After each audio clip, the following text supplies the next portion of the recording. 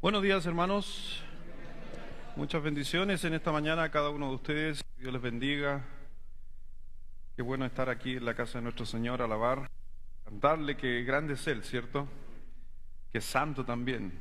Cantamos a Él que es santo. Realmente damos gracias a Dios por el privilegio de ser sus hijos, misericordia que ha tenido sobre nosotros, de aceptarnos como sus hijos. Así que damos gracias a Dios por eso. Así que realmente estaba un poquito emocionado, me emocionó las últimas dos canciones porque el Espíritu Santo es el que da testimonio del Hijo, dice la Escritura. ¿Amén o no? Él es el que trae a nuestro corazón el recuerdo, la memoria, todo lo que ha hecho Cristo por nosotros. Y en especial también tiene que ver un poco quizás estoy un poquito emocionado quizás por las canciones por el tema. Porque hoy día vamos a estar viendo los dos últimos días de la semana que tuvo el Señor Jesucristo hasta la resurrección. Días tanto de tristeza, pero también días gloriosos como el día domingo. Y yo sé que muchas veces cada uno de los que estamos aquí hemos tenido días difíciles. Cada uno ha tenido días difíciles en su vida. Se podría decir, a muchos desde que nacimos tenemos días difíciles. Inclusive yo estaba haciendo memoria en mi cabeza de que hasta en el vientre de mi madre yo estaba con días difíciles, porque tenía que compartir el espacio con el de al lado. Estoy hablando en tamaño, porque tener un bebé en el vientre y que se pueda mover el vientre es fácil, pero con dos, entonces ya para mí mi vida tiene que haber sido difícil, me imagino en el vientre de mi mamá. Y salir después también no fue por lo que me ha contado mi mamá, no fue fácil el nacimiento, producto de que eran dos. Nos llevamos por 8 minutos con Pastor José Luis para las visitas. Mi otro hermano también es pastor allá en Ovalle. Y nos llevamos por 8 minutos el uno del otro. Así que somos gemelos. La gente dice mellizo, gemelo, mellizo. Está la pelea siempre. Y lo único que le puedo decir es que nacimos de la misma placenta. Así que eso le da la respuesta de lo que somos. Ya, somos gemelos. Así que ahí estoy, mi hermanito, aunque soy de los gemelos atípicos dentro de los 3 tipos de gemelos, siempre tengo que dar esta explicación. ¿Por qué? Porque cada vez que yo digo soy gemelo, no, tú no eres gemelo, eres mellizo. ¿Por qué? ¿Por qué no se parecen? Y ahí uno tiene que aplicar un poco la ciencia y decirle, mira, lo que define un gemelo, ese es la placenta, si fue con una, con dos, y depende qué tipo de gemelos son. Hay 3 tipos de gemelos, ya los gemelos idénticos, los gemelos espejos. ¿Ubican los gemelos espejos? ¿No? Son iguales, pero todas las marcas en su cuerpo son contrarias. Si tiene un lunar en la mejilla derecha, el otro tiene el mismo lunar, pero en la izquierda. Son los gemelos espejos y los que nos parecemos a algo. Fuimos con unos hermanos de nuestra iglesia a una conferencia misionera el día jueves. Estuvimos jueves, viernes y sábado. Nos vinimos ayer a mediodía, como a las 11 de la mañana terminó, nos vinimos. Y ahí la gente me decía, oh, pastor, ¿cómo está? Un gusto, hace tiempo que no voy a Ovalle. Y yo le decía, no, yo no soy, es él. Para diferenciarlo, el más delgado soy yo y el otro es José Luis. Y nos confundieron. En serio, nos confundieron y dijeron, pero si se parecen. Sí, nos parecemos. Y hay otra vez la explicación de lo que son los gemelos y todo lo demás. Bueno, pero hablando de lo que ha sucedido, hemos tenido experiencias, cada uno de nosotros difíciles. A veces hay situaciones en la vida que realmente ya no se puede hacer nada. Ya no se puede hacer nada. Hay cosas que nos podrían decir que no se puede hacer nada, como una enfermedad. Pero ¿sabes qué? Lo maravilloso de lo que vamos a estar hablando hoy día es que no interesa lo que tú hayas experimentado o puedas experimentar. Te puedo decir que en Cristo Jesús todo puede cambiar. No hay nada que no pueda cambiar. Inclusive alguien podría decir, y dice un dicho mal dicho, ¿todo tiene solución? Y esa es una gran mentira, porque aún la muerte tiene solución en Cristo Jesús. Y fue posible por Él. Entonces, por eso vamos a tratar en esta mañana descubrir justamente esa situación del sábado, lo que sucedió también en algunos hombres que sepultaron a Cristo, como también lo que sucedió también con Cristo. Aunque no vamos a ahondar en la crucifixión y todos esos temas, porque en realidad muchos de nosotros ya sabemos todo lo que sucede, sino en algunas cosas que nos van a ayudar a nosotros, a nuestra vida. Así que vamos a orar, ¿les parece? Para bendecir la palabra de Dios en esta mañana. Vamos a orar. Padre, gracias Dios te damos en esta mañana por permitirnos estar aquí, Dios, en tu casa. Agradecido, Dios, por las bendiciones, por cada cosa que sucede en nuestra vida. Y cuando hablamos de bendiciones, inclusive a veces pueden ser las cosas malas, porque a los que aman a Dios todas las cosas les ayudan a bien. Así que Dios, simplemente siéntete tú glorificado, alabado con los alabanzas, los cantos, y también Dios, en esta hora pedimos que el Espíritu Santo nos haga a guardar todas las cosas que estemos viendo en tu palabra. Que sea, mi Señor, tu santa palabra, no el hombre, el que enseñe, el que trabaje en nuestros corazones, porque sabemos que la palabra, no el mensajero, sino el mensaje, nunca va a volver vacía si viene de la palabra de Dios. Obra Dios en cada uno de nuestros corazones. Si hay visitas que nos están acompañando en esta mañana, quizás han venido por primera vez, que realmente también puedan aprender de la palabra de Dios y puedan entender el significado de ella para la vida de cada uno. Gracias, mi Señor, por nuestros hijos que también están en este momento recibiendo enseñanza. Gracias por los maestros que dedican tiempo en la semana, se preparan, estudian para poder darle lo mejor a nuestros hijos. Agradecido, Dios, porque eso demuestra un cuerpo, nos ayudamos los unos a los otros. Bendice Dios a cada uno. Gracias por todo, en el nombre de nuestro Señor Jesucristo. Amén. ¿Estamos listos o no estamos listos? ¿Están con problemas? ¿Alguien puede ayudar ahí? No sé qué, en el Vicente, ¿no? ¿No quiere cargar? Puede que sea el internet, se haya cambiado. ¿Hay alguien que le ayude, los ingenieros? Así que mientras tanto, ¿alguien me pasa un papelito? Porque podemos ir rellenando sin mostrar, ¿cierto? ¿Amén? Hágame llegar un papelito para ver cómo van ustedes ahí. Muchas gracias.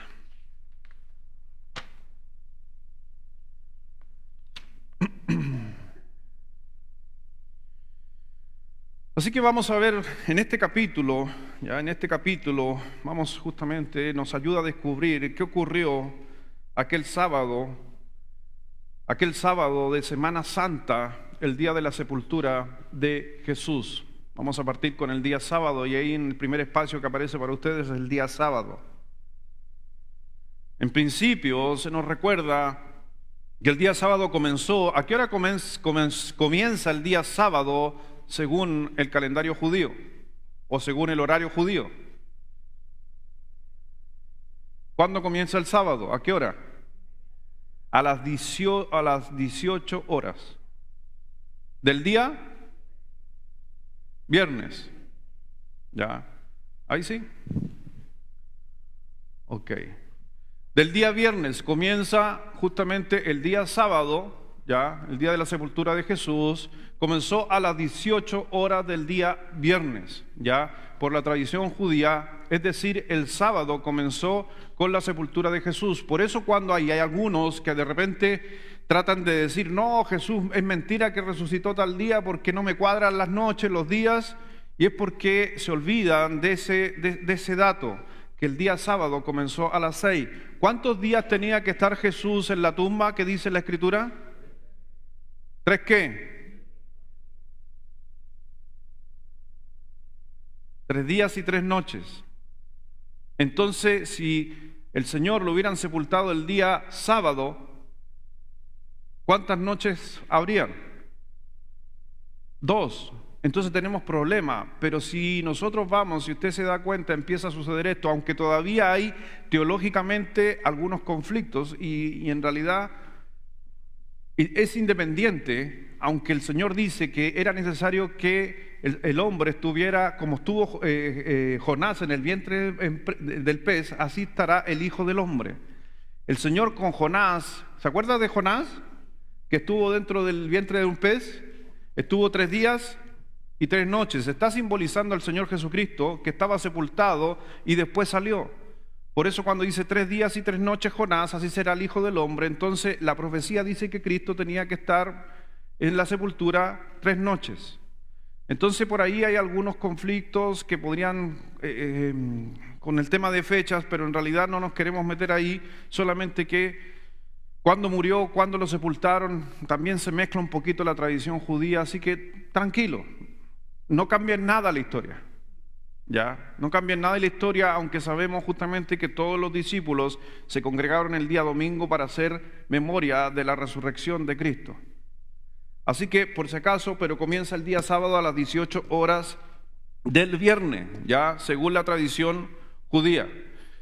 Y vamos a la palabra de Dios, al libro de Lucas, capítulo 23, por favor, y vamos a leer todos juntos, versículos 50 y 51 del libro de Lucas.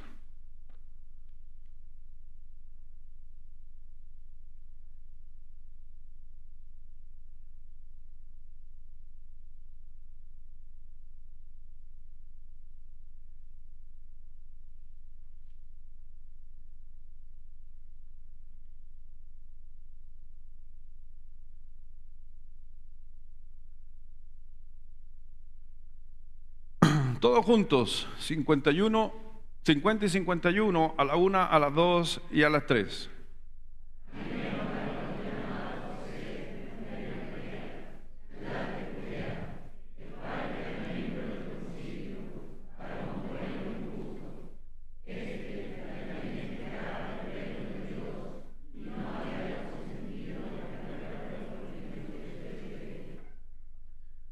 Ahí nomás, la Biblia nos cuenta, y vamos a estar hablando justamente también en otro pasaje, pero la Biblia dice que el Señor Jesucristo fue muerto y después es bajado de la cruz. ¿Se acuerda? Dentro de un episodio hay que los judíos le piden a los romanos que le quiebren los pies a Jesús. ¿Por qué? Eso lo vamos a ver un poco más adelante, porque también hay otras tradiciones como la Pascua.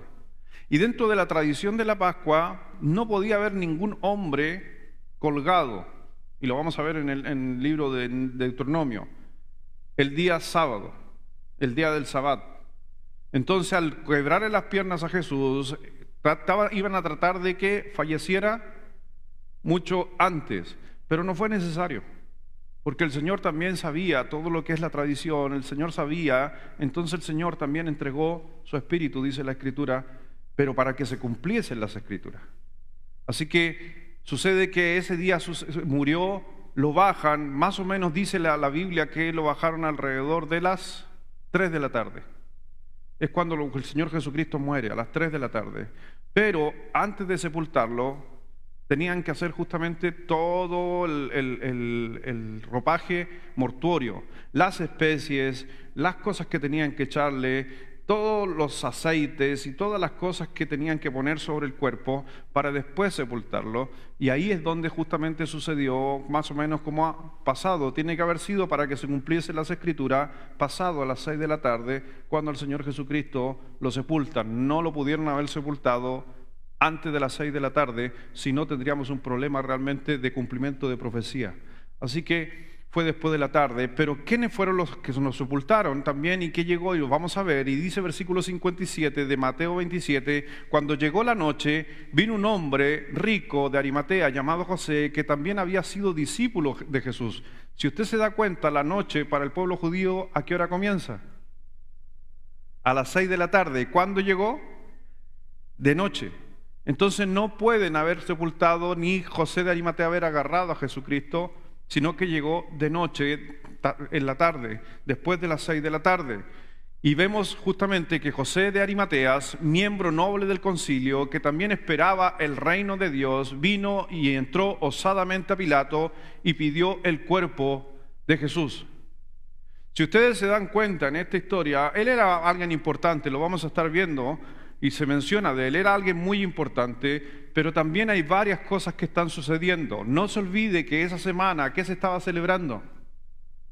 La Pascua de los judíos. Entonces había muchas reglas, tanto judías, que también el Imperio Romano respetaba. Como no se podía hacer sepultura el día sábado, según la tradición judía, Pilato mandaba tomar todo cuerpo, y tampoco había que hacer sepultura el día sábado. No ni siquiera muerte, sino ni siquiera entierro.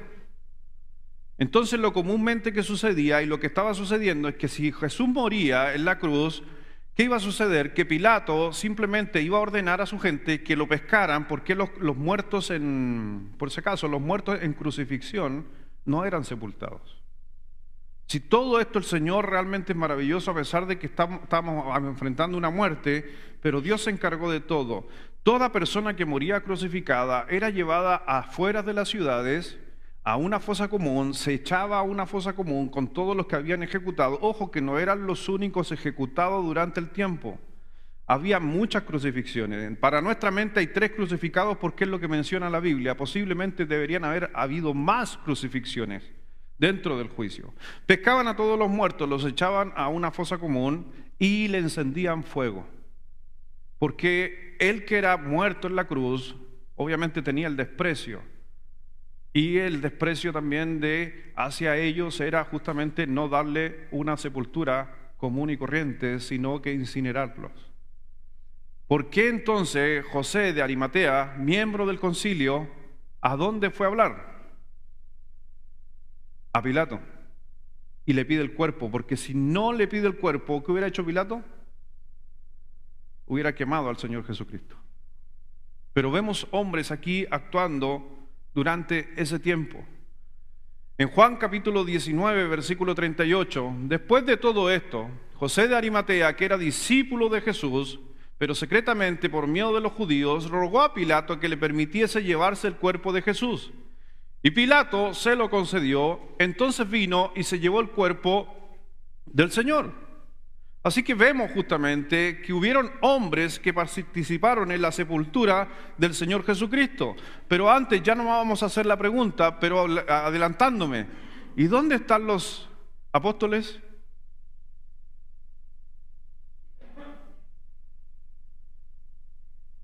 ¿Dónde están los apóstoles? Los que vivían con Él, dormían con Él, comían con Él.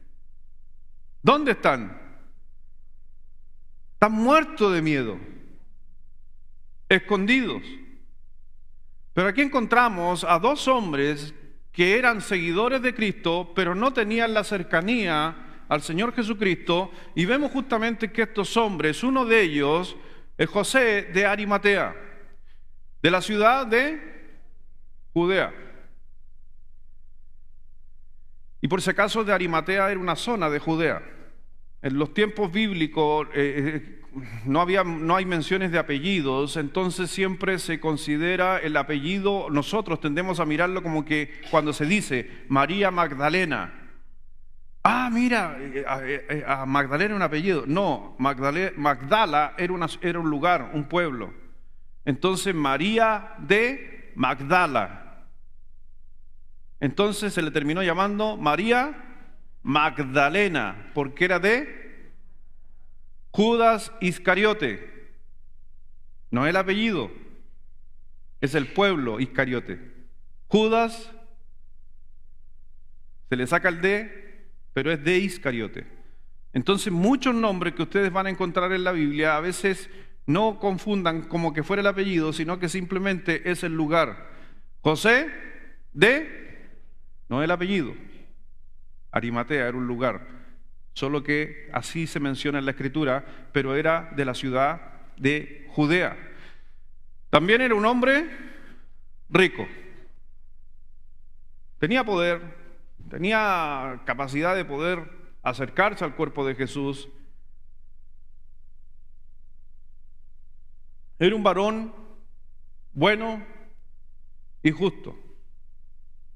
Cuando hablamos de un varón bueno y justo, o cuando estamos hablando de la justicia, ¿qué es lo que es justo?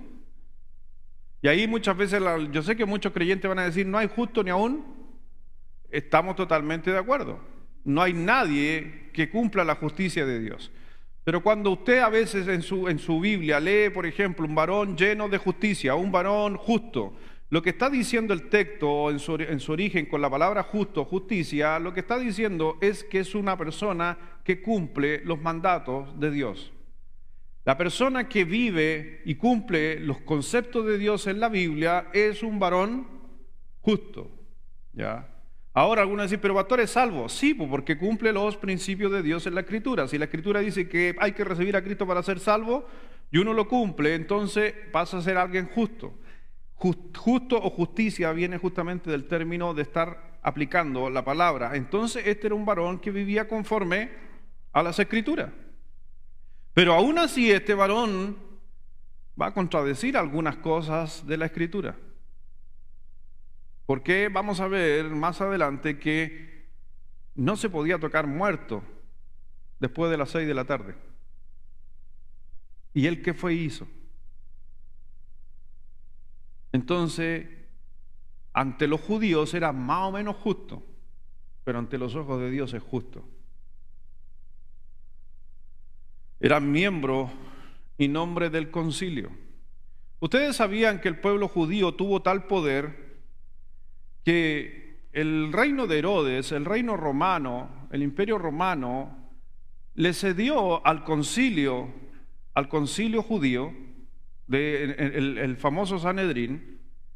Ellos pasaron a ser la corte suprema de los judíos. Entonces, por eso si usted se va a dar cuenta en la Escritura, que cuando al Señor Jesucristo lo están acusando, lo juntan dentro del concilio, y el concilio tomaba la decisión y decían, lo hallamos culpable.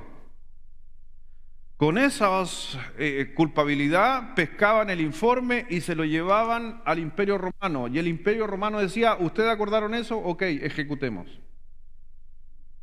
Fue tal realmente la maldad de este pueblo con Jesucristo que cuando hicieron el informe se lo llevaron a Pilato, se lo llevaron a las autoridades dijeron, es que aquí yo veo que hay un procedimiento incorrecto.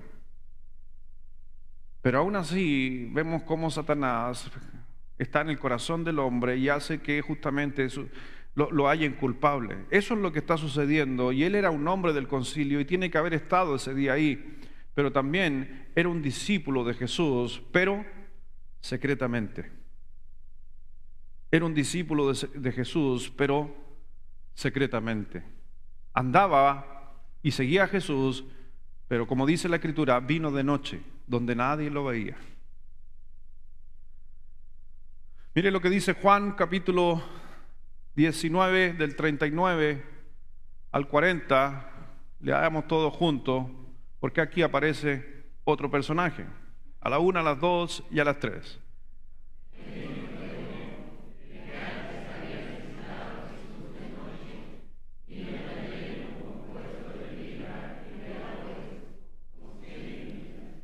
Ahí nomás. Entonces vemos que aparece otro personaje. ¿Cómo se llama ese personaje? Nicodemo. Entonces, ¿cuáles son los dos personajes que tenemos en la sepultura del Señor Jesucristo? José de Arimatea y Nicodemo. No eran apóstoles, no estaban con Cristo, pero qué fundamental en nuestra vida que no porque tú tengas un título en una congregación, tú puedes hacer algo. A veces nos queremos llegar a ciertas posiciones, a veces queremos tener ciertos títulos, a veces queremos ser nombrados por esos títulos, pero aquí vemos dos personas que no tuvieron ningún título dentro del ministerio de Jesucristo, simplemente seguidores. Pero a la hora compleja, los que tenían título de apóstoles no estaban. Los líderes principales del cristianismo no estaban, y personas aparecieron a ayudar porque Dios obviamente tenía un plan. Tenemos a José de Arimatea y Nicodemo. En el libro de Juan capítulo 3 versículo 1 y 2 dice, había un hombre de los fariseos que se llamaba Nicodemo, un principal entre los judíos. Este vino a Jesús de noche y le dijo, Rabí, o maestro, sabemos que has venido de Dios como maestro, porque nadie puede hacer estas señales que tú haces si no está Dios con él. Así que encontramos aquí a Nicodemo siguiendo al Señor Jesucristo. Pero él era fariseo, era un maestro del pueblo de Israel. También era un principal entre los judíos. Y la otra función que él tuvo fue en especial en la sepultura, porque él trajo una gran cantidad de especies aromáticas. Y junto con José de Arimatea, ayudó en la sepultura de Jesús. Entonces encontramos esta situación que se está viviendo ahí. ¿No te sorprende a ti que los discípulos más cercanos de Jesús no estuvieran en ese momento? ¿No te sorprende? Personas que estuvieron con Cristo por 3 años y medio, no estuvieran ahí, no lo sepultaran. Una vez se espera, yo les digo, y algo que uno tiene que aprender también, a eliminar las expectativas en nuestra vida. ¿Sabes que cuando tú tienes expectativas te defraudas? Cuando tú tienes una expectativa tremenda sobre alguien, te defraudas las veces que no cumplen. Por eso una de las cosas que aprendí, y lo aprendí de un gran hombre que es Cassie Carner. Si alguno de ustedes tiene la oportunidad de comprar su libro, El mundo necesita un padre, cómprelo, es un tremendo libro. Me ha ayudado a mí, a mi familia, a mi matrimonio, me ha ayudado a aconsejar. Así se llama por si acaso, El mundo necesita un padre. Cassie Carner. Tuve la oportunidad de estar con él y él justamente, me acuerdo esa vez, se paró delante de mí y me dice, no les voy a decir qué me dijo. No, y me voy a emocionar porque ese día quebró mi corazón ese gran hombre por las expectativas. Porque cuando tú generas expectativas, y ese día estábamos conversando con Cassie, y cuando uno tiene expectativas en el matrimonio, realmente uno sufre en el matrimonio. Aprendí ese día, llevaba 18 años de casado, cuando tomé la decisión de eliminar las expectativas en mi matrimonio. 18 años. Hoy día tengo 25, casado. Y creo que mi matrimonio del año 18 en adelante ha sido uno de los mejores matrimonios, de años de matrimonio que he tenido, pero de los 18. Y a lo mejor usted o las damas aquí que son más emocionales decir, y pastor, ¿y los otros 18 años antes? Era un buen matrimonio. Pero de los 18 años en adelante fue uno mucho mejor. Y lo que me mejoró mi matrimonio fue lo que Cassie me dijo, que yo iba a sufrir en mi matrimonio si yo siempre mantenía expectativas hacia mi esposa. Y ahí me preguntó, ¿cuáles son las expectativas? Y ahí yo me quebré ese día. Ore porque uno de mis sueños es traer a Cassie algún día aquí. Aunque traerlo no, es un sueño. Yo creo en los sueños de uno, no en los sueños carismáticos. Yo creo en los sueños y siempre he querido, porque él impactó mi vida. Tuve la oportunidad después de estar en esa capacitación con él y él me invitó a entrenar algunas veces con él. Hemos andado, algunas veces que he salido al extranjero he andado con él, pero es muy difícil pillarlo. ¿Ya? Él fue por muchos años el asesor espiritual de Nelson Mandela. Hoy día asesora a muchos países, organizaciones, en la ONU, él ha estado en la ONU asesorando, en el Foro de la Niñez también es uno de los asesores. Y hay muchos materiales. Hoy día estuvimos en la conferencia de misiones ahora, donde pastor, se me fue, Jaime Solano, y habían unos misioneros que venían del extranjero y mostraron un video, y estaba con el Benja y el Manuel, y le digo, miren el video, y salió el video, qué es lo que es hacer discípulos, y ese video lo hizo Cassie Carner. La gente no sabe, pero hay muchas cosas que ustedes tienen o han visto o tienen en la mano que han sido creadas por él. Es un gran influyente en el mundo hoy en día. Asesor de muchos presidentes y una persona sumamente humilde, si ustedes lo llegan a conocer. Ore porque algún día lo traigamos acá. ¿Ya? Y usted puede ver que el Señor Jesucristo, y algo que aprendí también de eso, es que Dios no tiene expectativa de nosotros, sino estaría decepcionado todo el día. Y vemos que el Señor Jesucristo, veo y la Biblia nos muestra también que Él nunca tuvo expectativa, Él sabía lo que había en el corazón de la gente. Y ese día el Señor, y es lo que hemos enseñado otras veces, no nos preocupemos de los que no hacen o no vienen, sino que alegrémonos porque los que están. Y ese día no es importante dónde están sus apóstoles, lo importante es que habían 2 discípulos que estaban sepultando al Señor Jesucristo. Personas sin un título dentro del cristianismo, personas que sabemos muy poco de ellos, pero ahí estaban haciendo la obra de Dios aquel día. Entonces, ahí yo hago la pregunta, ¿te sorprende que los discípulos más cercanos de Jesús no estuvieran presentes en ese momento? Pero, ¿cuál razón tendrían para tenerlo? Mire, veamos por favor el libro de Juan, capítulo 19, versículo 40. Tomaron pues el cuerpo de Jesús y lo envolvieron en lienzos y en especies aromáticas. ¿Quién hizo ese trabajo?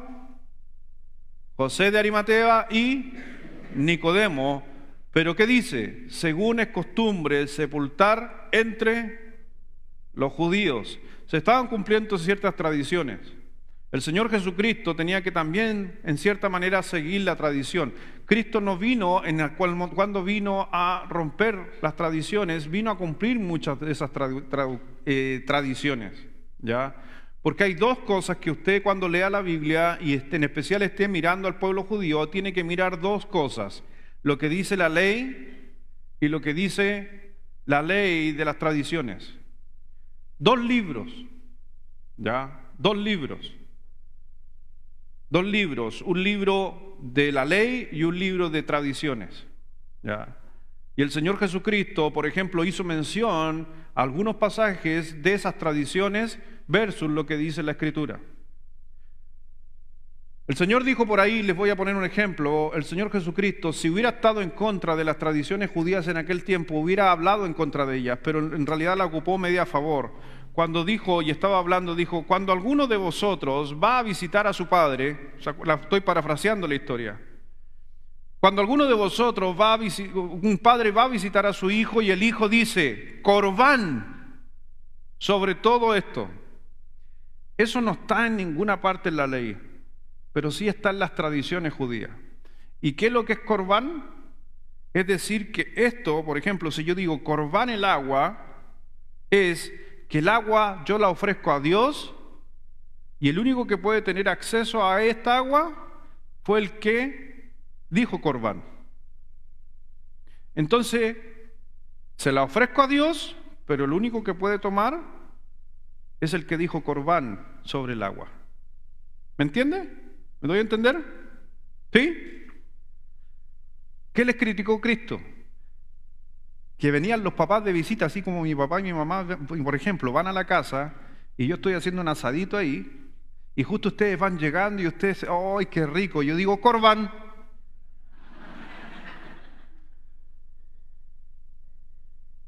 ¿Qué es Corbán? Mami, no te voy a poder dar ni papi un pedazo de carne porque yo el asado se lo ofrecí a Dios. Y el único que puede tomar acceso y comer soy yo nomás porque yo dediqué el asado a Dios. Eso no está en la ley, está en la tradición. Cristo los criticó a estos fariseos diciéndole, cuando a veces sus padres buscan de vosotros, ustedes dicen Corbán, para no compartir. ¿Usted lo hizo alguna vez? ¿No? No. Pero yo he escuchado a algunos que le tiraban una saliva al pan para no compartirlo con su compañero en la escuela. ¿Lo hizo alguna vez? Levante la mano, a ver, vamos a ser testigos aquí. Ay, mire, ay, ¿y por qué hace así? ¿Gino, lo hiciste alguna vez? Sí.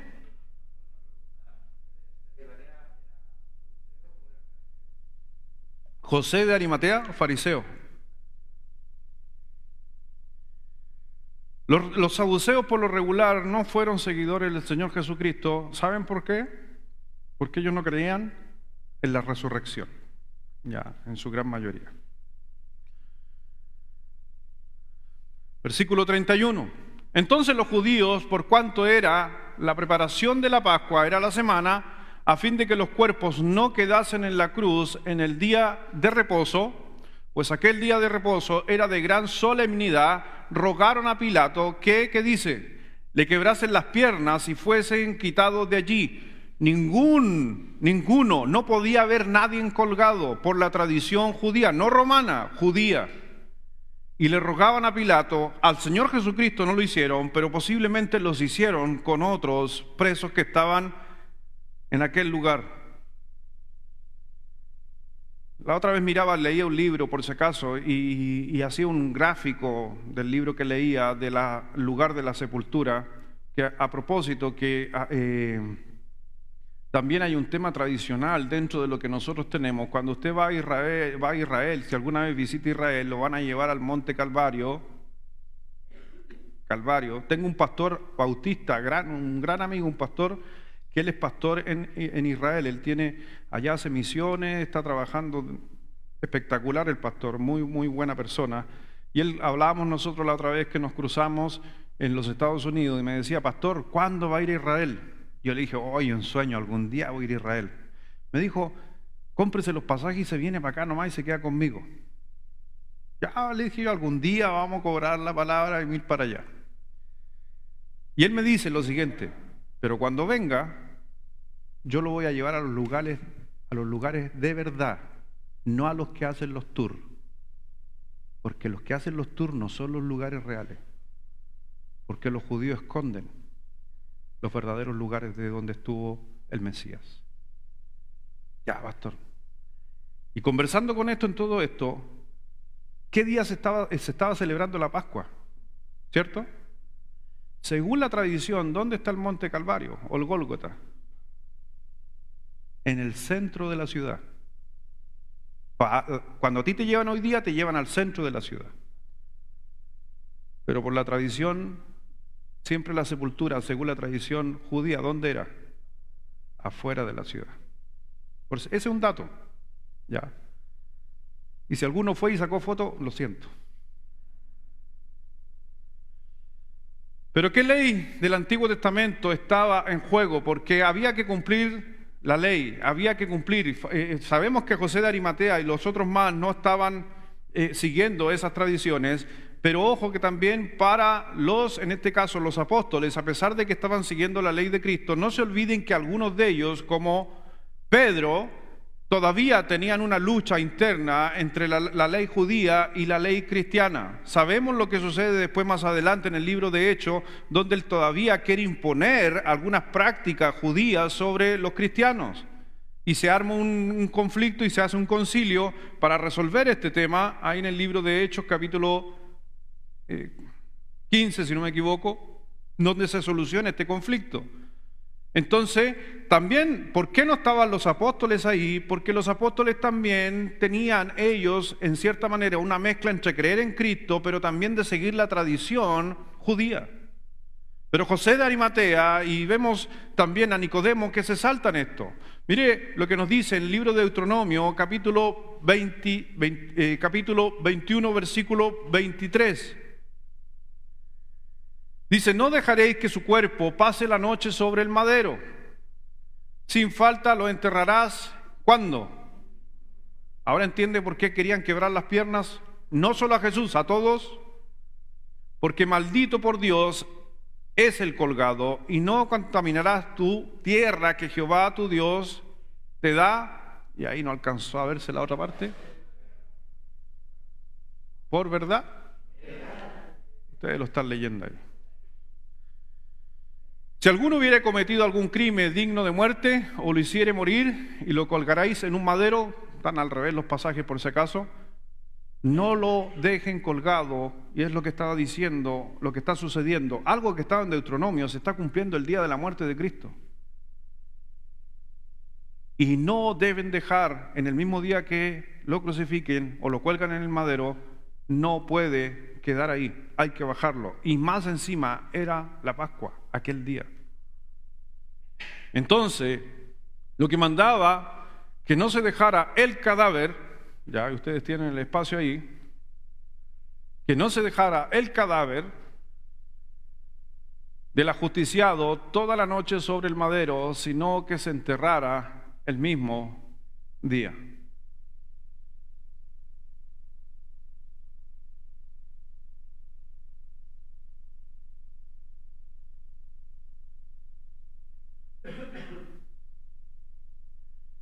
Y vemos justamente que por eso también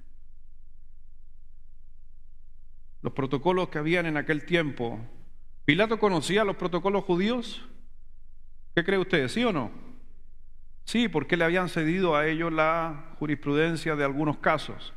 Pero en esa tradición, por eso vemos que uno de los discípulos de Cristo va y le dice a Pilato, y era un principal, tenía acceso a Pilato, y decirle, entréganos el cuerpo. Pilato, sabiendo la tradición, les dijo, llévenselo. Todo eso sucedió aquel día, todo aquello. Pero todo esto realmente no podría tener sentido. No podría tener sentido muchas veces en aquel tiempo, y para muchos de los discípulos fue algo también a que pensar. Por eso dice arriba, por la hipocresía de los practicantes de la ley. ¿Por qué? Porque ellos estaban juzgando a Cristo, pero a la vez estaban queriendo practicar la ley. Québrele las piernas porque no, tenemos que cumplir la tradición, pero estaban enjuiciando a un hombre inocente. Eran realmente los fariseos, los saduceos, los que estuvieron en ese concilio, realmente eran personas hipócritas, practicantes de la ley. Tenemos que cumplir que no haya nadie colgado, pero resulta que el colgado, que es Cristo, era inocente. Y inclusive dice, si usted lee, que buscaron testigos falsos para poder ajusticiar. Es increíble la hipocresía. En esta manera, por un lado se muestran de una manera, por el otro lado se muestran de otra manera. ¿Cómo se explica que los líderes religiosos tuvieran escrúpulos para guardar la ley ceremonial, siendo lo que estaban haciendo? ¿Qué dijo el apóstol Pablo en el libro de Timoteos, capítulo 3, versículo 5, hablando no de los fariseos, no del tipo de personas que representa un fariseo? Versículo 5, que dice, todos juntos, a la 1, a las 2 y a las 3.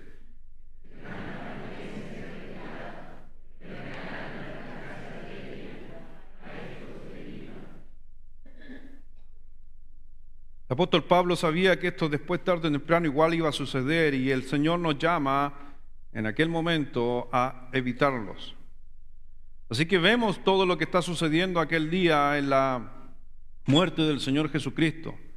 Aunque Juan y los otros, como no estaban, perdemos muchos detalles de lo que sucedió. Hay algunos detalles en la Biblia que justamente el Señor Jesucristo vieron, lo sepultaron. Vemos que también hubieron guardias alrededor cuidando porque había conflicto con la tradición, porque no querían que se rompiera la tradición los hipócritas de los fariseos, pero también no querían que Jesucristo se transformara en un caudillo si se perdía el cuerpo. Por eso pidieron y demandaron que hubieran guardias romanos cuidando el sepulcro, y todas esas cosas ustedes la han sabido o la han visto en películas y todo lo que uno a veces sabe del Señor Jesucristo. Ayer estaba hablando con dos personas, no sé si me están viendo por el Face, y les mandé el link, pero fue especial la noche de ayer anoche, ¿no? Fue bien especial. El hombre propone. Entonces yo le dije a la Carola, me voy a sentar tranquilito a preparar todo el PowerPoint y todo lo que... Porque uno lo hacemos en papel. Primero, para que usted sepa lo que estamos haciendo hoy día. Este papelito que ustedes tienen, primero está completo. Ya, está con todos los rellenos. Y después de los rellenos hay que empezar a sacar los espacios. Después que está todo esto listo, armamos el PowerPoint. Entonces estaba todo listo y yo estaba armando el PowerPoint y yo estaba acostadito en mi cama. Mi señora al ladito mío ahí, y yo estaba ahí, tic, tic, tic, preparando el PowerPoint, y me suena el teléfono. Ya, yo contesto, sábado en la noche, o me están llamando por un asado, o me están llamando por un problema. Es típico, sábado. Contesto, aló, sí. Hola, pastor, ¿cómo está? Hola. Un amigo de allá de Santiago. Pastor, voy camino a Iquique y estoy entrando aquí a La Serena. ¿Usted tiene algún dato de alguna hostería, alguna cosa? Porque vamos con dos amigos por un trabajo, vamos con dos personas más a un trabajo y si me están viendo les saludo a ellos. Así que tendrá un número de alguien que tenga hostería y me acordé de dos hermanos aquí en la iglesia, me acordé del Marco, dije, voy a preguntarle al Marco a ver si... Y me dijo, no, porque queremos llegar a dormir y como a las 5 de la mañana seguir de viaje. Y yo le miro a mi señora y mi señora ya me miró con cara, ya qué va a hacer, este ya va a inventar algo. Y le digo, hermano, ¿por qué no se quedan acá mejor? Mi señora estaba acostadita ya. Y me dijo, ya pastor, y como quiera vaya a andar por acá. No, me dice aquí que estoy a 9 minutos de su casa. Un saludo a mi hermano. Ya le dije, te mando la ubicación. Él sabía dónde más o menos yo vivía, pero le mandé la ubicación, llegó ahí, se bajaron, le dije, les preparo oncecita, quieren algo, tienen hambre, vienen viajando de Santiago, van en camión para allá, para Iquique. Y no, me dijo, aquí nomás, se pusieron a comer ahí, nos pusimos a conversar, a tratar, y ahí venían las dos personas, un chofer y un pioneta, más mi amigo. Y nos pusimos a conversar y ahí hay que aprovechar, pues. Y yo le dije, oye, ¿ustedes van para el norte? Sí. ¿Y saben, ustedes creen en Dios? Sí. ¿Y cuando se mueran, a dónde se van a ir? La hice corta porque había que seguir con el PowerPoint.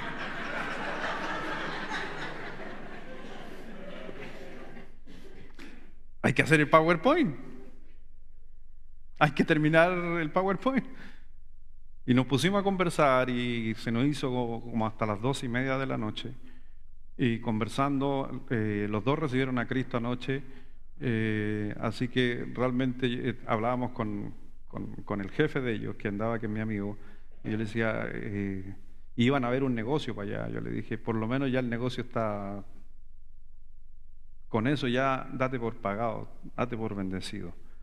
Que tus amigos recibieran a Cristo. Y oraron ahí en nuestra mesa, recibieron los dos a Cristo, y los dos se llamaban Luis. Primera vez que convierto a dos Luis a la misma vez. O el Señor lo hace en realidad, pero fue bueno, porque Luis, ¿qué dices tú? Ay, tú Luis, ¿qué dices? Ya Luis, lee tú. Lee Romanos 3:23. Ya, y tú Luis, 6:23. Ya, ¿qué sacan de eso los Luises? Saludos, si nos están viendo en las transmisiones, muchas bendiciones, tomaron la mejor decisión de su vida.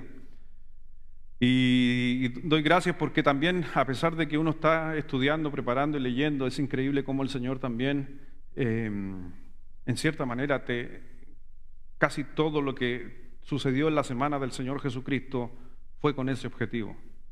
Fue con el objetivo, número 1, que toda persona reciba a Cristo como su Salvador. Pero, número 2, no van a llegar a recibir a Cristo como su Salvador si nadie les predica. Porque después de la resurrección del Señor Jesucristo, los llamó a sus discípulos, les dijo a los 12, les dijo a los 120 en el aposento alto, vayan y hagan discípulos, bautizándoles y enseñándoles. Por eso tomaba todo hasta sentido como que viene a ser la confirmación de lo que uno está enseñando. Así que saludos para ellos y ojalá, y eran venezolanos por si acaso, si hay venezolanos aquí, ¿hay venezolanos en esta mañana aquí? Ahí, eran compatriotas tuyos y de Venezuela vinieron a recibir a Cristo como su Salvador. Dice, la obra de Cristo no había tenido el mismo significado si Él solo hubiera sido asesinado por una turba o en un callejón oscuro. ¿Por qué? ¿Qué hubiera pasado si al Señor Jesucristo lo asesinan como cualquier persona en una pelea, en algo por ahí? No hubiera tenido sentido porque primero había muchas profecías, había muchos simbolismos. Y si no se hubiera cumplido, entonces tendríamos dos cosas. ¿O Cristo o Dios nos mintió? ¿O Dios nos mintió? ¿O Cristo es falso? Y tendríamos que estar esperando todavía al Mesías. Ya. Jesús, por si acaso, establece la analogía entre la historia del libro de Números y él mismo. Y aquí vamos a mirar una de las profecías de por qué alguien podría decir, ¿y por qué Jesucristo no murió atropellado por una carreta? ¿Podrían haber hecho lo mismo? ¿Por qué crucificado? ¿Por qué colgado? Porque había simbolismo y había algo detrás. Si a lo mejor no se había hecho nunca esa pregunta, esta es la razón por qué Cristo muere colgado. Mire lo que dice el libro de Números, capítulo 21. Y habló el pueblo contra Dios y contra Moisés, nos dice ahí el libro de Números. ¿Por qué nos hiciste subir de Egipto para que muramos en este desierto? Pues no hay ni pan ni agua, y nuestra alma tiene fastidio de este pan tan liviano. Y Jehová envió entre el pueblo serpientes ardientes que mordían al pueblo, y murió mucho pueblo de Israel. Entonces el pueblo vino a Moisés y dijo, hemos pecado por haber hablado contra Jehová y contra ti. Interesante, siempre hablan contra el líder. Hablan contra Dios y hablan contra el líder. No sé por qué será. Ruega a Jehová que quite de nosotros estas serpientes. Y Moisés oró por el pueblo. Y Jehová dijo a Moisés, hazte una serpiente ardiente y ponla sobre un asta, un palo, y cualquiera que fuere mordido y mire a ella, vivirá. Así que si usted se da cuenta, lo que está sucediendo ahí es que vemos que habían serpientes que Dios las envió para que mordieran a todos los que andaban murmurando. Y empezó a morir gente.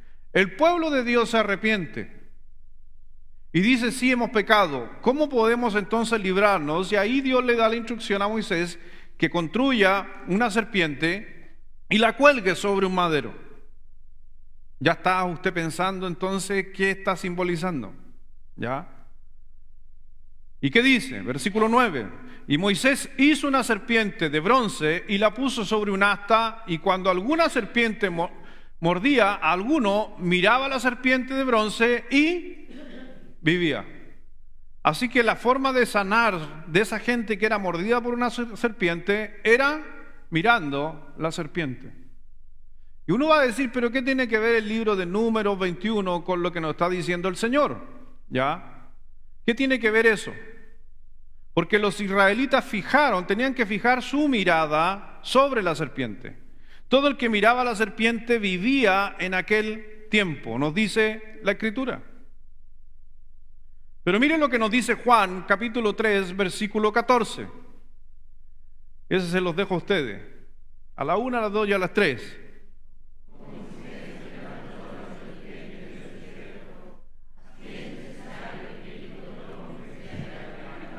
Que sea levantado. ¿A dónde?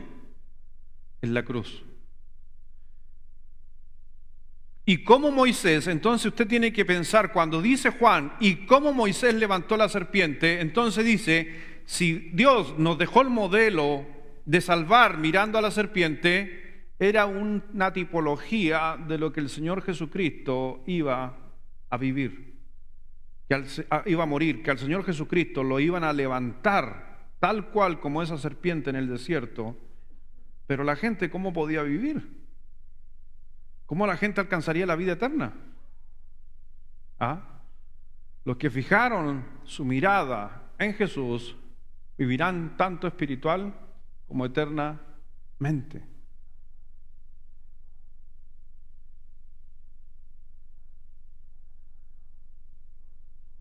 Se saltó, se comieron todo. Anoten entonces, vayan anotando nomás, si no está eso, anoten nomás. Anoten entonces si no está ahí. ¿Ya? No importa, ¿no? Y si alguien lo necesita, me lo pide y le puedo mandar el tema después. ¿Hasta dónde están ustedes? Es que yo tengo el mismo, yo no seguí a ustedes.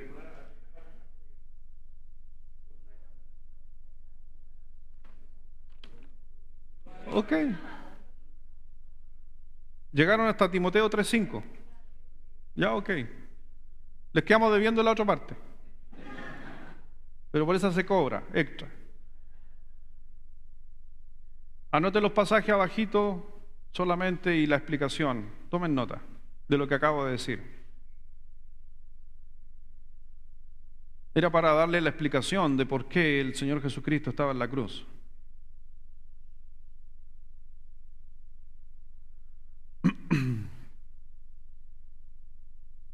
En Juan 12, versículo 31 y del 32 al 33, Juan 12 del 32 al 33 dice: y yo, si fuere levantado de la tierra, a todos atraeré a mí mismo. Y decía esto dando a entender de qué muerte iba a morir.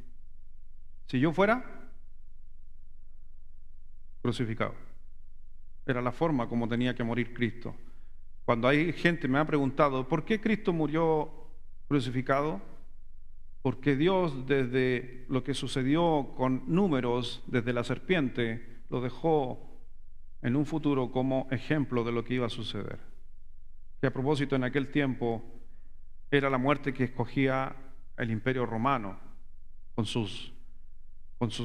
con los malvados, con la gente que hacía maldad. Y eso nos demuestra que el plan de Dios es perfecto.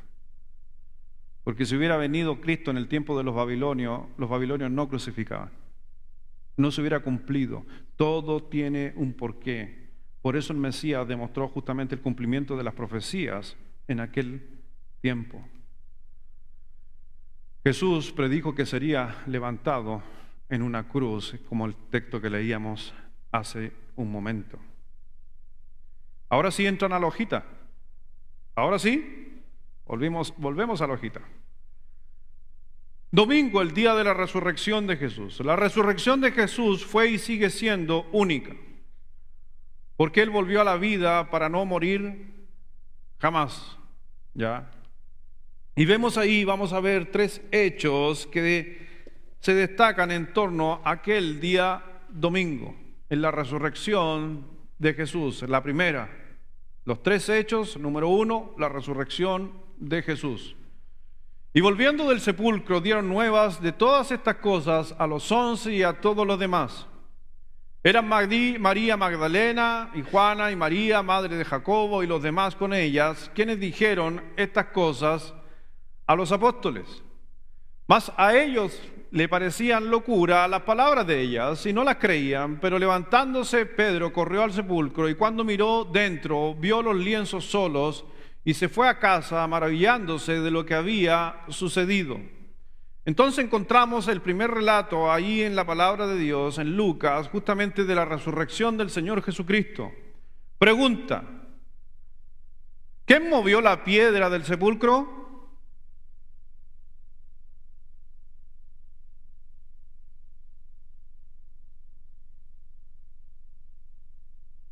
Estaba la pregunta de matrimonio esta. Y estaba, si no me recuerdo. Si estaba, ¿cierto? Si estaba. Un ángel. Ya. Movió la piedra, un ángel. Por si acaso. Eso fue lo que sucedió aquel día, que habían guardias, los guardias se durmieron, nos dice la historia, pero obviamente sabemos que Dios está obrando en aquel momento. Y vemos que lo que sucedió aquel día realmente tiene que haber sido algo impactante. Impactante en 2 sentidos. Número, que algunos creyeron que Cristo había resucitado como Él lo había profetizado, pero también impactante para otras personas que dijeron, se robaron el cuerpo. Y siempre, obviamente, vamos a encontrar que Satanás no quiere que la verdad justamente apareciera en cuanto a Cristo. Y vemos aquí que hubo una reacción de diferentes personas en cuanto a la resurrección. Estaban los 11 discípulos, estaban para algunos de esos discípulos también, como por ejemplo para Tomás. Él dijo, mira qué rico, resucitó. No, Tomás dijo, no lo creo, tengo que verlo. Entonces encontramos muchas veces en nuestra vida, vamos a encontrar situaciones exactamente igual. La misma crisis, la misma circunstancia, la misma situación que te ocurre a ti o a ti o a ti, no la tomamos por igual todos. ¿Por qué? Porque tiene que ver mucho con la fe, con la relación que tenemos con Dios.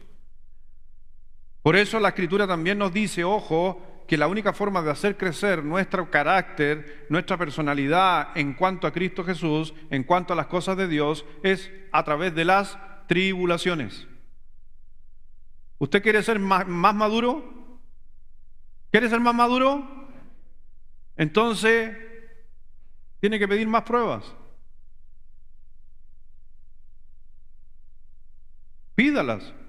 Porque cuando usted pide más pruebas, es para hacer crecer su fe. Y cuando crece su fe, la Biblia también nos demuestra que cuando crece su fe, también en un futuro las pruebas van desapareciendo. Porque Dios ya sabe de lo que tú estás hecho. Y Satanás también. Y la Biblia nos dice que cuando tú eres probado con la prueba, vas mejorando en la paciencia. Y cuando logras manejar la paciencia, empiezas a heredar las promesas de Dios. Y hay mucha gente que dice, pastor, yo no quiero prueba. Entonces sigue siendo un inmaduro. Pastor, yo no quiero prueba. Entonces sigue siendo un niño en la fe. ¿Qué hace un niño en la fe? ¿Qué hace un niño? Llora por todo, como la perlita. Llora por todo. Ayer llegué del viaje, abro la puerta y me dice la perlita, hola papi, hola perlita, ¿cómo estáis? Y ella así con su sonrisa, y yo le digo, ¿y lloraste? Y se fue. Eso me indicó que se había llorado, porque ella llora. Y yo hoy día en la mañana, adivinen, se levantó y lloró. Podría ser llorona profesional ella en un futuro cuando sea grande. La podríamos contratar para los funerales. Es bíblico, por si acaso, lo que acabo de decir. ¿Saben ustedes eso? Se contratan en los tiempos de Jesús, bueno, y no hace muchos años atrás, estaban las lloronas profesionales, que se contrataban gente para llorar por el fallecido. En serio, no estoy bromeando.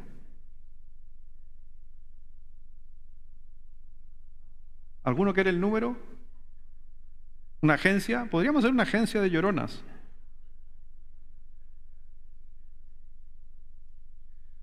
Pero, ¿qué sucedió aquel día? Vemos justamente lo que estaba sucediendo. Mateo 28, versículos 5 al 8, dice, más el ángel respondiendo dijo a las mujeres, no temáis vosotras porque yo sé que buscáis a Jesús, el que fue crucificado. No está aquí, pues ha resucitado, y como dijo, venid, ved el lugar donde fue puesto el Señor. Ese día fue maravilloso. Encontramos justamente cosas maravillosas. E id pronto y decid a sus discípulos que ha resucitado de los muertos, y aquí va delante de vosotros a Galilea. Allí le veréis. Aquí os lo he dicho. Entonces ellas, saliendo del sepulcro con temor y gran gozo, fueron corriendo a dar nuevas a sus discípulos. ¿Cómo ellas fueron? Con gozo. Otros hubieran estado aterrados, como los apóstoles. ¿Dónde estaban los apóstoles? Aterrados, escondidos. ¿Y cómo están las mujeres? Con gozo. La mujer como demostrando siempre su valentía. Ahí. Y mientras iban a dar las nuevas a sus discípulos, entonces la resurrección de Jesús nos anima a cada uno de nosotros. Ellas tuvieron gozo, a confiar y yo no tener miedo. Si usted cree en Jesucristo que resucitó, entonces no tenga miedo, confíe. Confíe, es lo que nos decía la Escritura.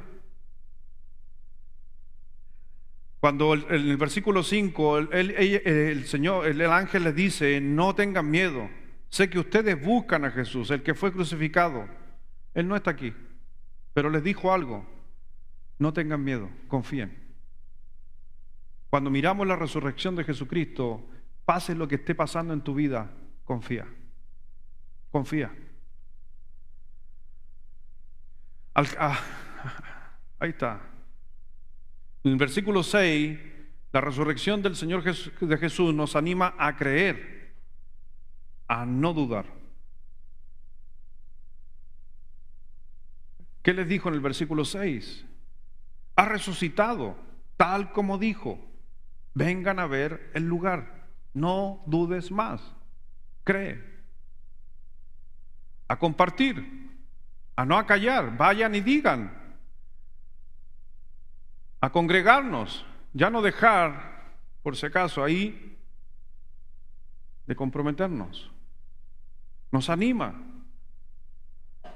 Vayan pronto a decirle a sus discípulos, Él se ha levantado entre los muertos, Él va delante de ustedes, allí lo verán o allí se congregarán.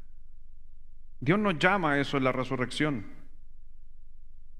a conocer, ya no a ignorar el mensaje. Ahora ya lo saben, no ignores el mensaje.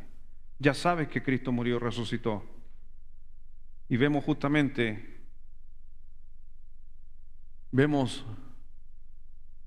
a contentarnos, ya no a asustarnos. Todas esas cosas suceden en esos versículos ahí en el libro de Mateo. Es impresionante, como para sacar un sermón de ahí profundo. Y lamentablemente para algunos de ellos sí había confusión en cuanto al temor, había incredulidad en algunos de ellos. Por eso cuando vemos la resurrección del Señor Jesucristo, ¿cuántos de nosotros realmente compartimos el Evangelio? Por eso le decía yo ayer que yo creo que fue el Señor ayer, el que me mande a estas dos personas de Venezuela y que pueda justamente presentarle el Evangelio. Y hablamos de otras cosas más y estuvimos conversando. Y hoy día cuando vemos las noticias y un montón de cosas, déjeme darle un pequeño paréntesis a lo que quiero decir. A veces cuando uno no está en situ con la situación, a veces tenemos una perspectiva totalmente ajena.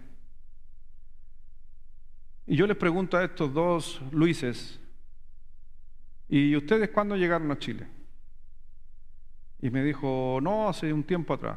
Y hace 3 meses. Ah, entonces usted ya les queda poquito para que renueven la visa. Me dijo, no, pastor, entramos ilegal.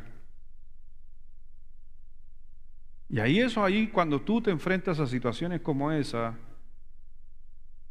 somos muy buenos a veces para andar hablando y criticando y juzgando y al gobierno y que las leyes, que esto acá, que mira cómo estamos, que la gente del extranjero mira cómo nos... He escuchado a tanto cristiano decir estupideces. Y yo decía, si ellos, no estoy avalando como lo hicieron, pero si esas dos almas, que si me están viendo, los Luis, no hubieran entrado ilegal, no estoy justificando, ellos nunca hubieran sido salvos probablemente. Si ellos no hubieran pasado lo que están pasando en su país, posiblemente nunca hubieran sido salvos. Y a lo mejor Dios los trajo a Chile, no de una forma correcta, pero los trajo para que fueran salvos. Y nosotros estamos más preocupados ¿de qué? ¿De cómo entraron? ¿De que las autoridades no hicieron nada? ¿O estamos preocupados por la salvación de esa gente que ha entrado a nuestro país ilegalmente? ¿Dónde está nuestro foco? Y eso anoche me hizo mucho que pensar. Mucho que pensar. Tuve la oportunidad de conocer a una misionera, una chica que está trabajando en el Medio Oriente, en los campos de refugiados. Y trabaja con personas ilegales que han entrado, por ejemplo, de Afganistán. ¿Por qué? Porque los siguen por no seguir sus normas y han entrado a otros países ilegales. ¿Y dónde los dejan? Ahí en la frontera, no pueden tener acceso. Y ella tomó la decisión, una mujer, de llegar a ese lugar e ir a presentar el Evangelio a ese lugar. Les digo, foco, ¿dónde está nuestro foco?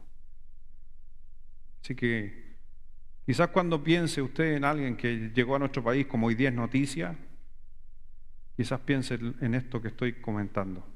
El Señor Jesucristo vino a morir por todos. Y donde los encuentre o como los traiga, Dios a la final va a hacer algo. Y qué grato es que personas, como le digo anoche, fueron salvas, y más allá de cómo llegaron a nuestro lugar, a nuestro país.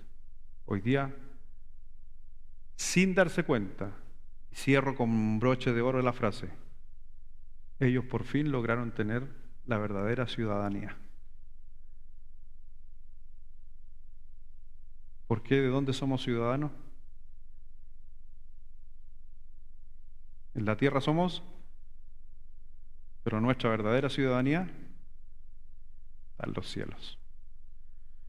Mateo 28, versículo 11 al 13. Mientras ellos iban, he aquí uno de los guardias fueron a la ciudad y dieron aviso a los principales sacerdotes de todas las cosas que habían acontecido.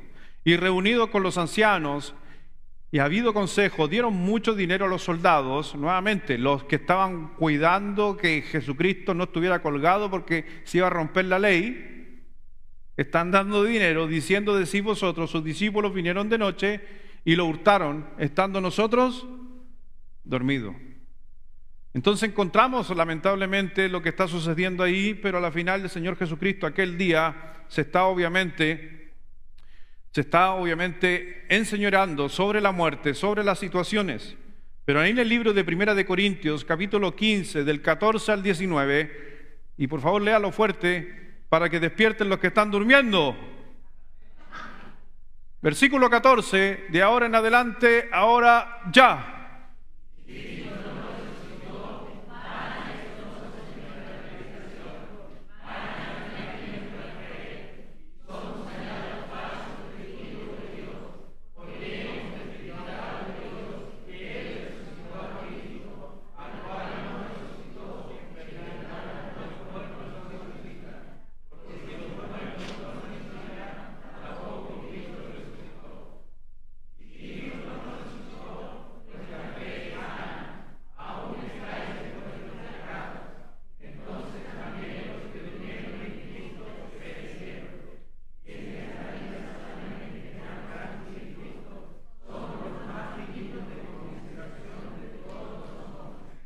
Tremendo pasaje, que lo único que está diciendo el apóstol Pablo es que si Cristo no hubiera resucitado, miren el problema que nos metemos.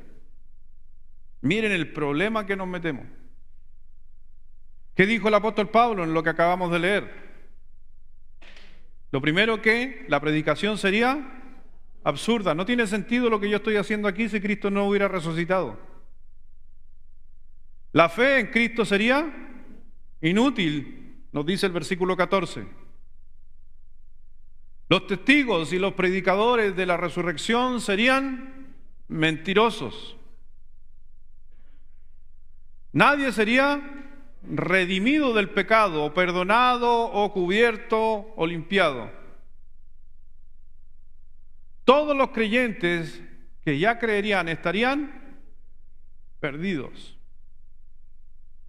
Y los cristianos serían las personas más dignas de... La gente nos tendría lástima.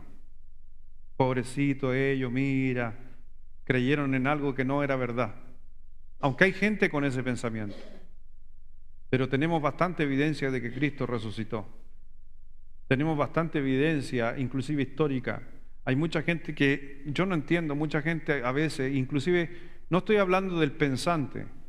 Estoy hablando de la persona, quizás a veces con respeto, obviamente, con la persona de que no ha tenido acceso a libros o información. Hay mucha gente a nuestro alrededor que nunca se ha dedicado a ver la historia, por ejemplo, a leer a algunos, como ejemplo Tácito. Nunca han leído al historiador o a un personaje que escribió mucho de la época de Jesucristo como Tácito. No han leído los libros de historia de Flavio Josefo, un historiador judío que estuvo posterior a la muerte del Señor Jesucristo con los apóstoles. No han leído libros de historia que no son libros cristianos y que no los escribieron cristianos.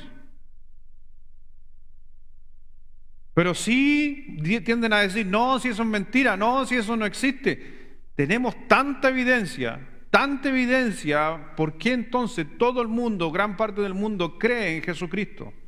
Por la evidencia. Aunque yo sé que muchos de nosotros vamos a decir creemos por fe. Y el Señor dijo, bienaventurados los que no vieron y creyeron.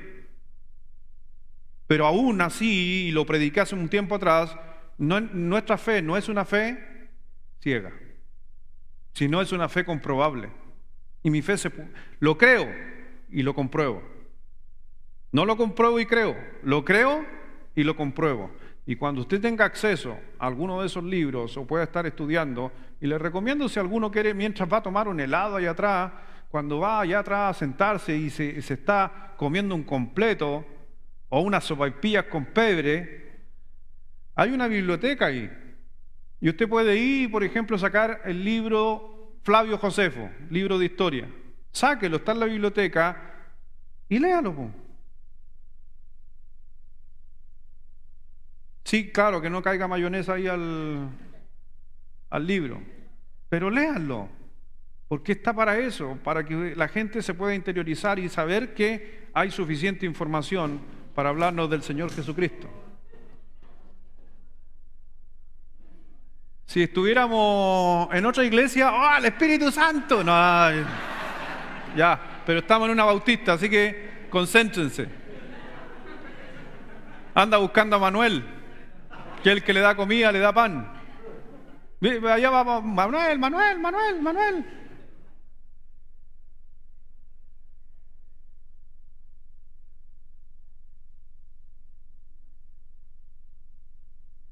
No, déjenla nomás, si no se va a volar otra vez. Ahí va a salir sola para afuera, no. Eso, gracias.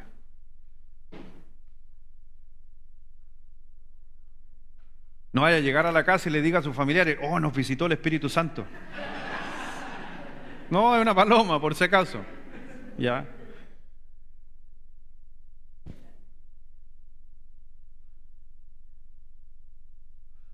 Sigamos para terminar. Según el versículo 16, posiblemente usted eso no lo tiene, ¿cierto? Sí lo tiene. Sí, según el versículo 16, sin resurrección, Cristo estaría muerto o está muerto.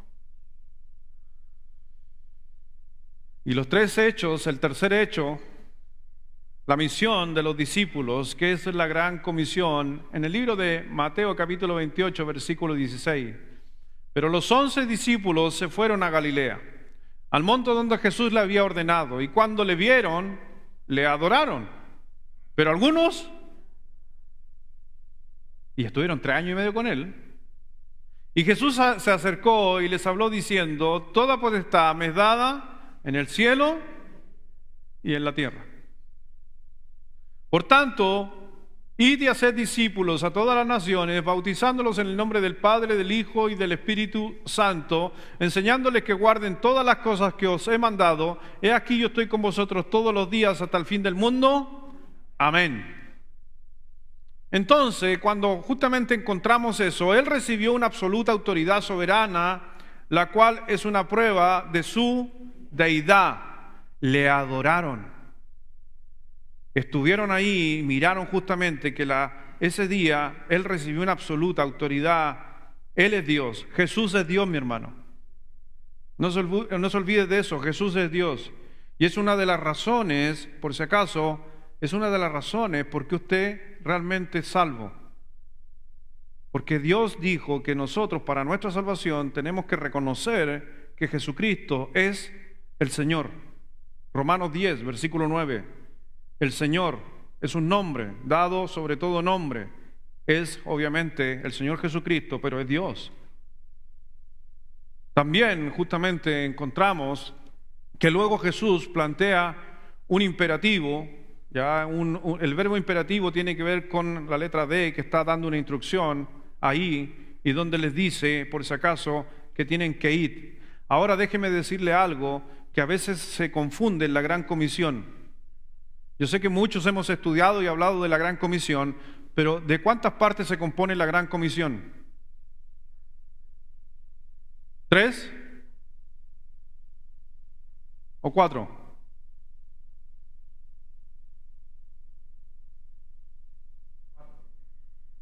Ya algunos dicen 4, otros que dicen 3, allá dicen 1. La Gran Comisión teológicamente se compone de 3 partes. El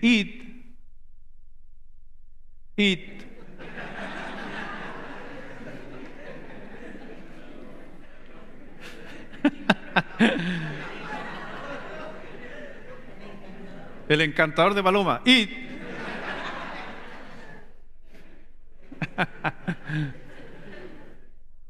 el id no es parte de la Gran Comisión, sino el haced. Ya.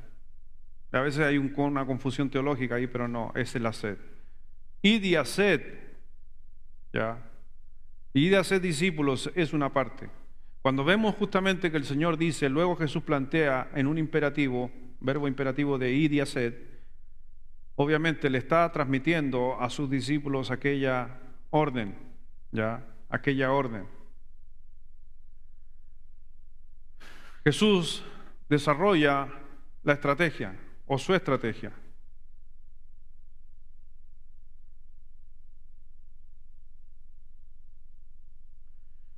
Porque podría el Señor haber ocupado otras formas, otras maneras, pero Él comisiona a los discípulos, lo comisiona a usted. Es el Señor mismo justamente el que recibe, que diga, que nos da a nosotros nuestra instrucción. Porque los discípulos fueron enviados, Jesús está desarrollando su estrategia a todos, y estuvimos en una conferencia de misiones este fin de semana, este día de semana fue buenísima. Ahí estuve compartiendo con unos hermanos que son de la selva de Perú. Inclusive nos invitaron si queremos ir en un viaje a la selva del Perú. Y por si acaso fue muy bueno mencionar esto, que a veces a nosotros se nos olvida. Cuando usted ve la Gran Comisión en el libro de Mateo capítulo 28, versículo 19 en adelante, dice: toda potestad me da en el cielo y en la tierra, por tanto id y haced discípulos a todas las naciones. A Guillermo, que le gusta el griego, ya diría etnos, ya, que viene de etnia. Y fue bueno lo que mencionó el predicador, dijo: a veces creemos que la Gran Comisión es ir y hacer discípulos en otros países. Y no, el Señor dijo etnias.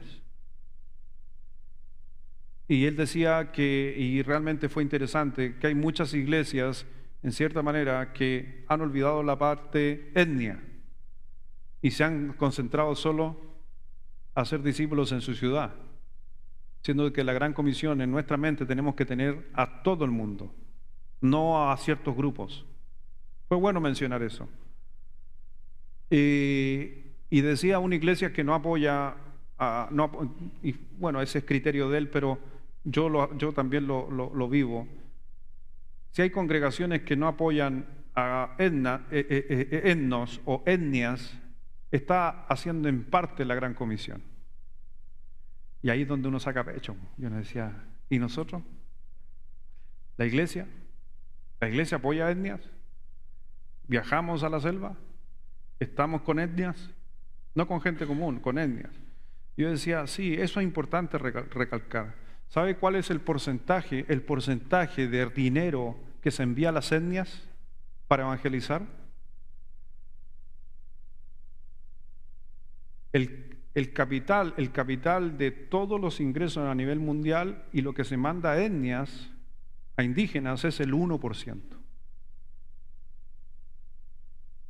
El 1%. Y es increíble. Es increíble, el 1% de lo que se manda a indígenas. ¿Y sabe cuánto se invierte en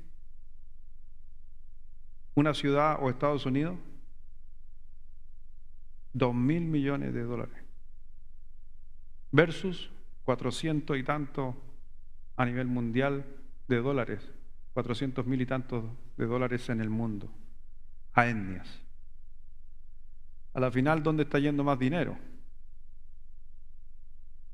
A los que tienen acceso al Evangelio, no al que tiene acceso al Evangelio. Y dio un muy buen ejemplo.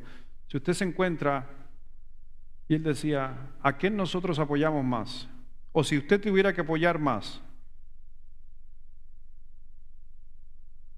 Si conoce una persona, y él dio el ejemplo justamente, si hoy día nosotros apoyamos, y él decía, ocupó el vaso de agua, si hoy día, yo lo entiendo lo que él quería decir, si hoy día encontramos a un indígena, ¿ya?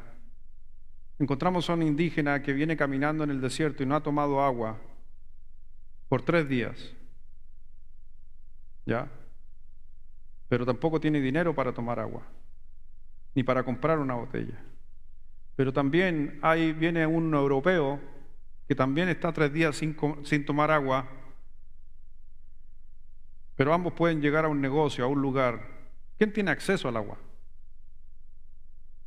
El europeo, ¿cierto? Porque puede sacar su tarjeta y comprar agua. Pero el indígena, y por lo regular cuando juntamos fondos, ¿a quién le damos agua? ¿Al que tiene mayor necesidad o al que no tiene mayor necesidad? ¿A quién le compramos agua? Según las estadísticas.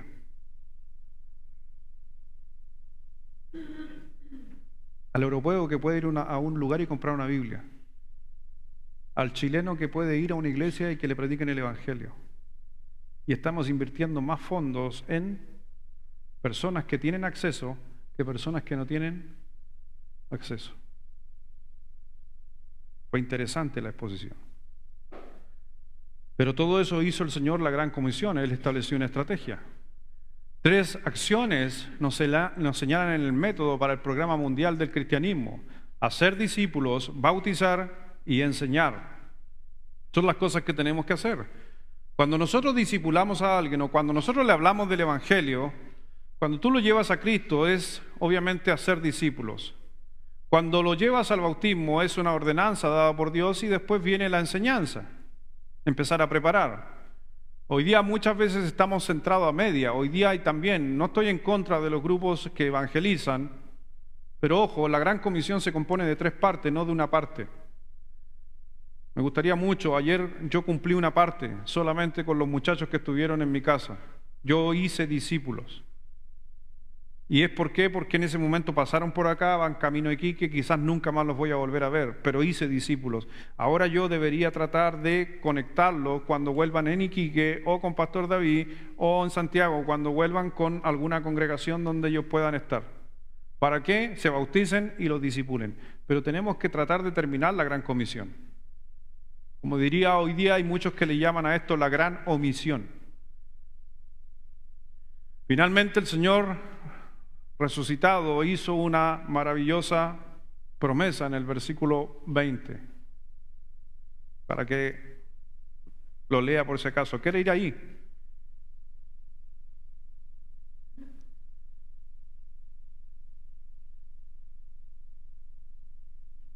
Me pierdo dónde van ustedes. ¿La E?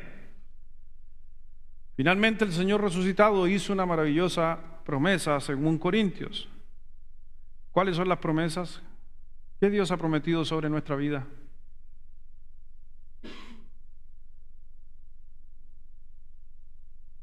Vamos al texto. ¿Qué nos dice el texto?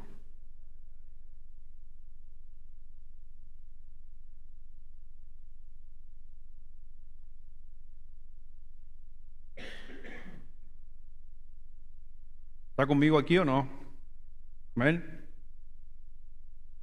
¿O quieren el espacio para rellenar? Cuando el Señor justamente ahí en su palabra, Señor en el versículo 20 de Mateo, por si acaso 28, ¿cuál es la promesa que Dios hace entonces? Finalmente el Señor resucita y hizo una promesa en el versículo 20 de Mateo. ¿Cuál fue la gran promesa? Yo voy a estar con vosotros. Entonces, mi hermano, ¿puede decir con total seguridad que los eventos de aquella Semana Santa cambiaron tu historia? ¿Cambiaron tu historia la Semana Santa, no? La mía cambió profundamente y hacía una memoria. Ayer anoche con los muchachos le hacía una memoria cómo mi vida cambió del hecho de haber conocido a Cristo como mi Salvador. Cambió. Entonces, ¿puedes dejar de contar a otros su obra redentora? Si te cambió, ¿por qué entonces no compartes? Si de la gracia que recibiste, ¿por qué no das gracia? ¿Por qué no decirle a otro lo que hizo Cristo por ti? ¿Por qué no le hablas a otro, a Cristo? Y si eres malo para hablar a alguien de Cristo, ¿por qué no te buscas a alguien que sea bueno para hablar? Yo le decía ayer y se emocionó un poco mi amigo, el Claudio, se emocionó un poco porque lo noté emocionado cuando yo le hablé de Cristo y él pudo sentir que a lo mejor él no había cerrado nada con él, pero de una u otra manera él también fue parte. Y yo le digo, ¿tú crees que fue casualidad que me llamaron 9 minutos antes de entrar a Serena, camino Iquique, y que yo lo recibiera y que yo estuviera aquí? O cuando me dijeron, conoce, yo podría haber dicho, sí, al tiro te mando el número del Marco. Pero no, Dios tiene un plan. Y a la final, y les digo algo, soy sincero, cuando Él me llamó y que venía con 2 personas, en mi mente nunca se me pasó, los voy a alojar para hablarles de Cristo. Pero después de lo que hice, yo también me sentí no bien con eso. Porque sí debería haber sido más intencional desde el primer momento que me llamaron. A veces Dios nos enseña y nos da grandes lecciones. Si algún día alguien te llama por alojamiento, dile, ya, vente. Y en tu mente, porque le voy a hablar de Cristo. Nunca había mirado así, pero lo estoy viendo. En nuestro mundo todavía hay grupos inalcanzados con el Evangelio. Interesante por saber quiénes son y dónde viven. Ruega a Dios que envíe obreros. La mies es mucha, más los obreros poco. Y realmente hoy día nosotros somos una minoría en un mundo. Una minoría de 7.500 billones de personas en el mundo. Y solamente hemos alcanzado un 16%, donde ahí estamos metiendo a todo, no católico, de todo, adventistas, bautistas, pentecostales, un 16%. De ese 16% se cree que realmente solo son convertidos un 3%. Le digo algo a los bautistas y que fue una frase muy buena, muy buena. Me encantó de un pastor esta frase. Dijo, los bautistas nos creemos que tenemos la verdad. ¿Tenemos la verdad? ¿Somos muy buenos estudiosos, muy teológicos? ¿Sí o no? Y el pastor dijo algo muy bueno, dijo, ¿por qué los bautistas teniendo la verdad y teniendo la mejor doctrina, por qué tienen poca gente en sus iglesias? Cuando miramos las iglesias carismáticas o cuando miramos las iglesias de prosperidad, tienen mega templos. ¿Qué no está haciendo entonces el bautista? Y el pastor dijo, posiblemente nos estamos volviendo cabezones de información, pero no hacemos nada. Es una buena lección, muy buena conferencia. Nos llama y nos anima a seguir haciendo lo que hay que estar haciendo. Vamos a orar. Padre, gracias Dios, gracias Señor por esta mañana, Dios, porque hemos visto durante todo este mes, esa semana, lo que ocurrió. Nos queda mucha información detrás, de lado, pero podemos reflexionar que todo esto que sucedió fue para transformar nuestras vidas. Y realmente doy gracias porque tú nos transformaste. Doy gracias, mi Señor, porque un día alguien me predicó, me anunció el Evangelio, porque le creyó justamente a Dios y también quiso cumplir su mandato de ir y hacer discípulos. Todos, algunos, si tú estás eres salvo es porque alguien entendió la gran comisión en su vida. Pero ¿por qué no nosotros hoy día podríamos estar compartiendo eso? Como decía el pastor, ¿por qué nuestras iglesias no están concurre mucha gente si tenemos la verdad? Y posiblemente porque dejamos de anunciar a Cristo, todo lo que hizo y todo lo que ha hecho y todo lo que va a hacer. Dios, te pido que cada uno de los que estemos aquí abramos nuestros ojos mucho más hacia la humanidad que necesita a Cristo como nuestro Salvador. Yo sé que Dios nos capacita, Dios nos empodera para poder llevar el Evangelio, pero perdamos el temor de anunciar las buenas nuevas del Señor Jesucristo. Yo sé que tú tienes problemas y dificultades y a lo mejor no te has dado cuenta que tu problema, tu dificultad es para que conozcas a alguien en esa dificultad y le hables de Cristo. ¿Cuántos testimonios hemos tenido de personas que fueron al hospital por una dolencia y le hablaron a la persona que tenía al lado en su cama? ¿Cuántos de nosotros somos movidos en nuestros trabajos y a lo mejor no nos damos cuenta para proclamar el Evangelio, para anunciar todo lo que hizo Cristo durante esa semana?